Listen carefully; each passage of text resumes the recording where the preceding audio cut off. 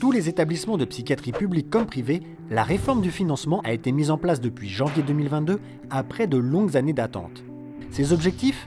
Établir un nouveau modèle commun aux deux secteurs public-privé et corriger la situation très défavorable des hôpitaux publics dont le financement assuré jusque-là par une dotation annuelle a progressé de 1,2% par an sur les 7 dernières années, alors que celui du secteur privé, assuré par des prix de journée, a progressé de 3,2% par an. Il s'agit également de rééquilibrer la répartition de l'enveloppe nationale entre les régions avec plus de transparence et en cohérence avec les populations prises en charge. Et contrairement à la dotation globale très figée, le nouveau modèle sera dynamique et favorisera la diversité des offres de soins. Alors tout ça c'est bien joli, mais concrètement, comment cela se traduit-il ? Un petit histogramme pour mieux comprendre. Ça, c'est l'enveloppe globale. 78%, c'est la dotation principale populationnelle. Sont pris en compte la part des moins de 18 ans, le taux de pauvreté, la densité des psychiatres et l'offre médico-sociale, ainsi que l'isolement des ménages. 5% concernent les activités spécifiques qui correspondent à des missions d'urgence, de recours et d'expertise identifiées au niveau national ou régional et qui vont au-delà du périmètre de l'établissement, ainsi que les nouvelles activités et la structuration de la recherche. 2% concernent la qualité du codage des activités et de la prise en charge. Les 15% restants correspondent à la dotation file active.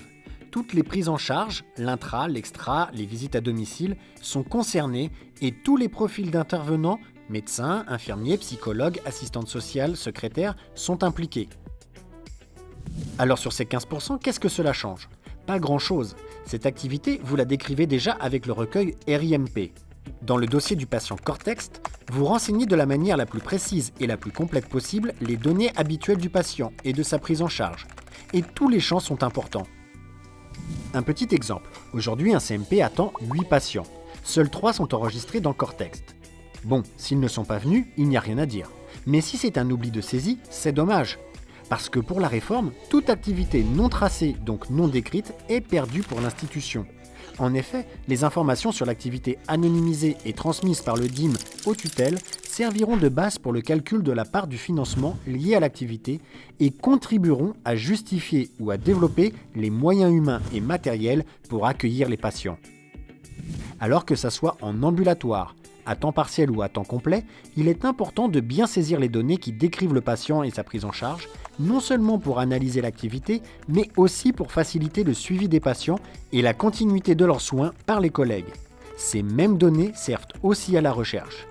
Bref, cette réforme est pour le GHU Paris Psychiatrie et Neurosciences une opportunité pour être encore plus à la pointe pour la prise en charge de nos patients.